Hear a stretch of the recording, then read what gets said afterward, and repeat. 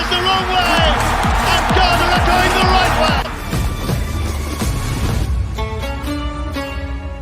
So the Ghana Black Galaxies are preparing to take on the rest of Africa in the CHAN competition next month in Algeria. Now, owing to this CHAN competition being only for players who are based locally in the country or in the continent of Africa, especially in their country, especially for Ghana Premier League players, there has been something that has come up concerning players whose contracts are expiring. A topic of discussion. We'll talk about it, and also what Prince Tego advised the Friabania to do concerning this one here. We're also going to talk about AFCON 2025. The bids upcoming. A host for AFCON 2025. After, unfortunately, Guinea can no longer host the competition. We'll look at the teams and those that have placed a bid ahead of it. Nigeria have placed a joint bid for this one. We'll be explaining and exploring who they bid with. And look at the World Cup injuries so far. According to Gianni Infantino, this is the best World Cup in recent memory. Do you agree with him? From what you've watched on TV, I'll give you my opinion at the end of today's video. And French national team have been hit by illness again.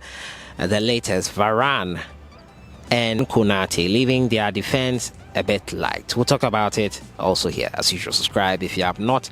Click on the notification bell to get more updates. So start from the camp of Daniel Friabani and the CHAN competition, which we all know is meant for players based locally in their country, especially GPL. For example, for GPL players, they are the ones who are entitled to take part in this CHAN. Now, Friabani was a subject of transfer news, according to him, and Hartlepool, he has not renewed his contract and is stalling to renew that contract. Owing to that, the FA has said that players who have their contract expired will not be allowed to go to the CHAN. Owing to that, Barnier and other players who find themselves in this unfortunate position where they might leave for free if they don't sign a contract, will have to sign a contract, and probably if they get a club out of the country, a hefty amount to be paid other than a free transfer. But it's quite interesting how things have turned around, and advice has come in from all quarters for Daniel Friabani on what he should do. Friabani is being advised here by Prince Tego not to rush to go outside. According to Prince Tego, he turned out a deal from Paris Saint-Germain in the past and then waited a year to play with Accra Hartlepool. He feels Barnier should not rush to play outside the country. I find that quite interesting because if that is the reason why you are telling him not to go out to play outside, I don't think it's solid enough.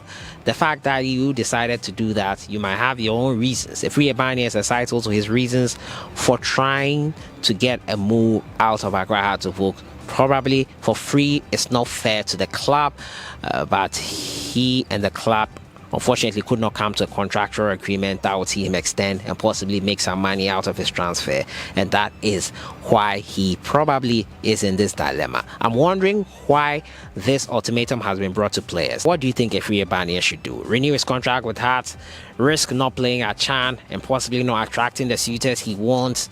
What should Friabani do?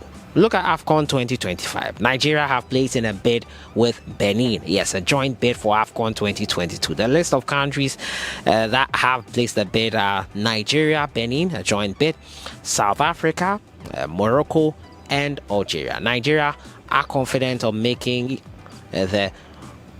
the host actually of this AFCON 2025. They will hope that their bid will be accepted by CAF, and they placed that bid in Egypt, Cairo, the headquarters there, where they are hoping to be the next host of AFCON 2025. After Guinea pulled out of it, unfortunately, they can no longer host AFCON 2025 because of the unfortunate issues happening in the country.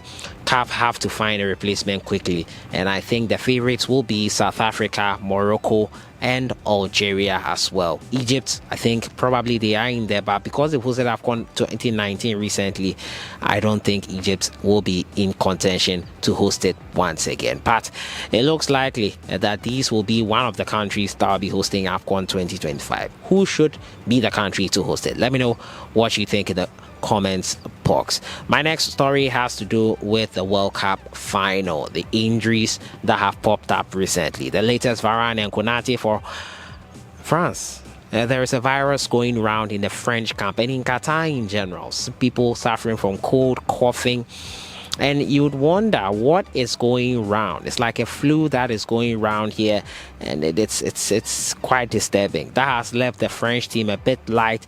I'm hearing they are practicing social distancing just under 24 hours to the World Cup final, the biggest tournament of all any of them could play. In defense, there might be a bit light. Saliba probably would step in. Hopefully these two players, should they be able to overcome this illness, will also be in there. But the French team have done marvelously well, especially with the injuries. They came into the tournament with Paul Pogba, Karim Benzema, so many players, top ones at that, not making it into the French team. And with this latest one coming in, would that be advantage Argentina? Should Messi and his fans across the world start celebrating, start popping the champagne, keeping it on ice and waiting to pop it? We'll see on Sunday. Football, anything can happen, and a brave man can write up this French side. We all wrote them off and said they'll suffer the curse of the previous winners. Here they are in the final. Remember, France are not just one-person team. They play well. Everyone on the pitch puts out the very best, and we'll see what happens on Sunday. Is this the best World Cup? Is Gianni Infantino right? Well, I have to say this is my first World Cup. I do not have any World Cup I can compare it to, especially in person. But my fondest World Cup memory is the very first one I watched in 2002, and I really loved that tournament. In terms of experience and going through the World Cup, I was quite surprised that you could actually watch every single game in a day if you had the tickets and the means to make it there, just because it was all centered in one country. And someone who has been to all the World Cups, or at least some other World Cups, says that is a big plus for this World Cup. The hospitality here has been amazing. Welcome to everyone who has come into the country to cover the game, to watch the game. Fans have had a cheerful atmosphere. The ban on alcohol has meant that there's less vandalism and hooliganism. Yes, you could say it's probably one of the best World Cups, but I'll leave that question to you. If you've been here for the Qatar World Cup and you've left, if what you're watching on TV, what do you think of this World Cup? The best World Cup ever? Let me know what you think in the comments box. That has been it for today. Bits for AFCON 2025. A free Ebanias debacle and the Chan issue as we prepare. Galaxies, they won against Legon Cities recently in the friendlies. We've also been talking about the injuries that has hit the French camp. Will that mean advantage Argentina? Let me know what you think in the comments box. I'll see you guys in the next one. Enjoy your evening.